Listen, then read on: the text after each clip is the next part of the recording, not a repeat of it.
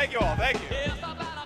Please, airmen, at ease. It's good to be here with you. Please have a seat. I see we have some beautiful families out there. You know, I served a few years in the Marine Corps, and I got to say, I'm pretty jealous. This is a pretty fine duty station, if I do say so myself. This is a beautiful country. I just spent the past few days here, actually. Some meetings, some downtime with the family, and we've had a very, very good time here in England. The United Kingdom, of course, is one of our great allies, so I think I speak for all the Pathfinders here. Is that right? When I say? And all the Red Dragon folks as well? When I say that we are proud of the special relationship and we are proud to work together with our British friends right here at Fairford Base. God bless you all. So, here's a simple thing. We've got a beautiful country here. We've got a beautiful alliance. And I think every single one of you know that for over 100 years, we have worked with our friends from the United Kingdom to achieve great victories. And if you look at the long sweep of history, every time something big happens for the world, every time a great victory is won for freedom and for peace and for prosperity, it is almost always the Brits and the Americans that do it together. And we win every single time we go to war together. You guys know that as well as anybody. But it's not just about going to war, and it's not just winning when we do. When we work together, when we fight together, when we make it clear that we always approach every situation with an open hand, but if things go poorly, we're willing to do what we have to do. We make it easier to achieve peace and prosperity all over the world. So I want to say, from all of us back home in the United States, for all the people that you serve with, that you fight for, that you make it possible to live the American dream in peace and prosperity, we are proud of you, we are grateful for you, and as your Vice President, I am damn proud to be here with you today. God bless every single one of you.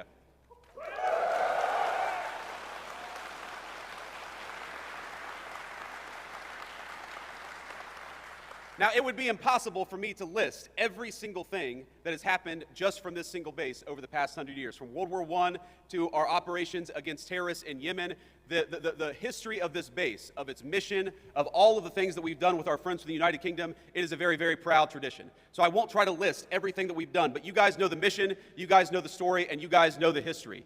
We have done so much with our English friends, with our friends from the UK, and I started the week in a place called Chevening with the Foreign Secretary of the United Kingdom, further south in the country in a county called Kent. And what we did is we worked on one of our most important shared security goals in Europe, which is the end of the war between Russia and Ukraine. The President of the United States came in 6 months ago, and I just talked to him right before I came on the stage, and he said very simply that we are going to make it our mission as an administration to bring peace to Europe once again. But as you all know, it is impossible to bring peace anywhere unless the bad guys are also worried that we've got a hell of a fine Air Force and a hell of a fine military to back up the peace to begin with. So what you guys do, even though you may not see it every single day, is you make it possible. You make it possible for us to accomplish the President's goals through negotiation. You make it possible for us to go into a room and say, yes, we want peace. Yes, we want to work together. Yes, we'd like to bring an end to this terrible conflict. But we've also got some great airmen back at Fairford and other bases. They're going to make sure that no matter what happens, the peace and the prosperity and the goals of the American people are going to be well served by what you do. So I think if you look back at the last 6 months, if you look back at the number of lives that we've saved in Rwanda and the Congo, the President ended a 30-year war there. If you look at what we've done in the East Asia, where the President ended a conflict, in Serbia, Kosovo, where the President has brought peace to that area of the world, and now, in just a couple of days, with the President heading to Anchorage, Alaska, to try to achieve an end to this terrible war in Russia and Ukraine. You guys make that possible.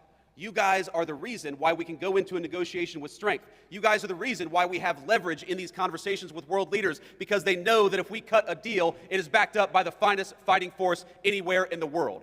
And that is what makes your job so important, and that's what makes it so important and such a proud moment for me to be here with you today. Because nothing that I do, nothing that we do as an administration is possible without the hard work, the courage, and the skill that you guys bring to the job. Now, I mentioned earlier I was at Chevening meeting with the British Foreign Secretary. I've met with a number of foreign leaders just in the last, hour. I had a call with about 30 European leaders. And over the past couple of days, I've met with a number of leaders across the UK, across political parties, across the generations, because that's one of the great things about the UK's special relationship with the United States is it cuts across political alliances, it cuts across political parties, it cuts across generations, because we've been working together for literally centuries. And you know what every single person that I meet often tells me? They tell me about how impressed they are by the skill, by the determination, and by the dedication of the American military. You all are what make it possible for us to do what we do. When Marco Rubio, our great Secretary of State, goes to engage in some diplomatic negotiation, he knows that he's got the great people of the Secretary of Defense standing behind him. And that fact, the fact that people are impressed by you, the fact that so many people are frankly afraid of you, is why we're able to do what we do as an administration. So I just want to say from the President of the United States, who again I just spoke to, and he told me to give you this message. We're proud of you. We're grateful to you. We know that it's not always an easy job. We know there are often long hours, but I hope you know that the peace and the prosperity and the safety of your countrymen depend on you doing a good job, and we are damn proud of the job that you do every single day. God bless you all, and thank you for having your Vice President here in the UK.